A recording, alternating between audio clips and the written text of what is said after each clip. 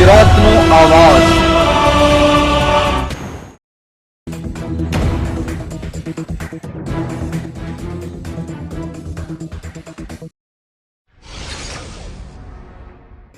રાજકોટ જિલ્લાના ધોરાજીમાં વરસાદ બાદ ખાડાઓનું સામ્રાજ્ય ખડકાયેલું જોવા મળેલ પોસ્ટ ઓફિસ રોડ હોય કે અન્ય ઘણા વિસ્તારો હોય જ્યાં ખાડાઓ પડવાથી લોકોને હાલાકી પડી રહી છે। રાજકોટ જિલ્લાના ધોરાજીમાં સિઝનનો એક વરસાદ પડતાની સાથે ધોરાજીની પોસ્ટ ઓફિસ હોય કે કોટ વિસ્તાર હોય, રામ મંદિર ચોક હોય કે અન્ય ઘણા વિસ્તાર હોય વરસાદી પાણીને લઈને તંત્રની પોલ છતી થઈ અને પ્રી મોન્સૂન કામગીરીઓ પર સવાલો ઉભા થયા।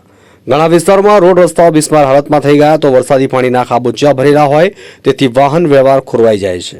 અરવિંદ કાપડિયા એડવોકેટ। રસ્તો અતિશય ખરાબ છે, શું કહેશો આપ? ચાલીને નીકળી શકાય એવી સ્થિતિ નથી હાલની સ્થિતિમાં। વાહનો ખૂંચી જાય છે, અકસ્માતો આ રસ્તાના કારણે થાય છે। તંત્ર અહીંયા ધોરાજીમાં હોય જ નહીં, તંત્રનું કોઈ અસ્તિત્વ ન હોય એવી સ્થિતિ છે। જરા પણ ચાલવા લાયક આ રસ્તો છે નહીં, તંત્ર દ્વારા કોઈ રિપેરિંગ કરવામાં આવતું નથી। હજારો લાખો લોકોને આ રસ્તેથી ચાલવામાં પારાવાર નુકસાની થાય છે। આજે કોર્ટ ઓર્ડર કેટલા વ્યક્તિઓને હાલાકી વેઠવાનો આવે છે? હજારો લોકોને આ રસ્તો છે એ જુનાગઢથી આવતા ધોરાજીમાં પ્રવેશ માટેનો આ મુખ્ય રસ્તો છે। હજારો લોકો હાલાકી ભોગવે છે, ઘણા અકસ્માતો પણ આ ખાડાવાળા રસ્તાના કારણે થાય છે। શું કહેશો તમારી માંગણી શું છે? તંત્ર કોઈ અકસ્માત થાય, કોઈ વ્યક્તિનો જીવ જાય એ પહેલા તંત્ર આ રસ્તો ચાલવા લાયક વહેલી તકે કરે એવી અમારી માંગણી છે। રાકેશ કાપડિયા। રાકેશભાઈ, શું તકલીફ પડે છે? તકલીફ એટલે અહીંના રસ્તા એવા ખરાબ છે કે એની કોઈ સીમા નથી અને પાડલિયા સાહેબને કીધું તો પાડલિયા સાહેબ હવે તો ક્યાં ખોવાઈ ગઈ ગોતવા જવા પડે એમ છે। અમારા પ્રતિનિધિ એ ધારાસભ્ય હે બરોબર છે, અહીંયા અર્જુન સ્કૂલ માં એવા ખાડા પડેલા, કોકના ઘર પાસેથી બાઇક ચલાવવી પડે છે।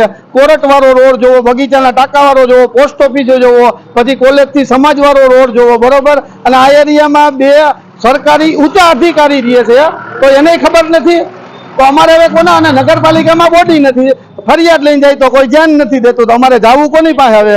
અહીંયા અધિકારીઓ રહે છે? અહીંયા અધિકારી ડેપ્યુટી કલેક્ટર, મામલતદાર સાહેબ। એને દેખાતું નથી આ વસ્તુ? હવે તો કેમ ખબર, હવે ભગવાન ભરોસે હાલે। હવે કાંઈ એવું લાગે આ ચોમાસા પૂરતું અમારે બીજા ગામમાં રહેવા વહી જવું જો હે। તમારી માંગણી શું છે? માંગણી એટલે રસ્તા હારા ને પાણી તો અત્યારે પીધા જેવું નથી આવતું, ઢોરે નથી પીતા તો માણાને તો મજબૂરીમાં પીવું પડે એમ છે। ખાબોચિયા પાણીથી ચલોચલ બરચક હોય તેથી વાહન ચાલકોનું બેલેન્સ રહેતું નથી અને નાના મોટા અકસ્માતો સર્જાય છે। અકસ્માતનો ભોગ બનવું પડે છે ત્યારે રામ મંદિર ચોક નજીક પણ નાના મોટા ખાડાઓ પડેલ છે અને આ જ વિસ્તાર ઉચ્ચ અધિકારીઓ કે મામલતદાર તથા પ્રાંત અધિકારીના રહેણાંક મકાન આવેલ છે અને સ્થાનિક લોકોએ ધારાસભ્ય મહેન્દ્રભાઈ પાડેલાની રજૂઆત કરાઈ તેમ છતાં અધિકારીઓને ધારાસભ્ય મહેન્દ્રભાઈ પાડેલાને આવી સમસ્યાઓ દેખાઈ નથી તેવું સ્થાનિકો જણાવી રહી વાત કોર્ટ તરફ જવાનો મુખ્ય માર્ગ પણ સામાન્ય વરસાદ બાદ બિસ્માર હાલતમાં હોય મસ્ત મોટા ખાડાઓ પડ્યા છે। વરસાદી પાણી ભરેલ ખાબોચિયા ભરાઈ ગયા છે। આપણા પોસ્ટ ઓફિસ ચોકમાં પાણીના ભરાવા થાય છે, સાધન રસ્તા ખરાબ છે, હાવ પરિસ્થિતિ આ બાજુની બધી ખરાબ છે। પાણીના ભરાવા થાય એટલે સાધનો બંધ થઈ જાય અને 15 થી મારી રિક્ષા બંધ પડી છે। નગરપાલિકાને આપણે વિનંતી કરી છે કે તમે ધ્યાન દો, આ બાજુ રસ્તામાં ધ્યાન દો, આપણે ગમે ગલી શેરીમાં ગમે ત્યાં ધ્યાન દો।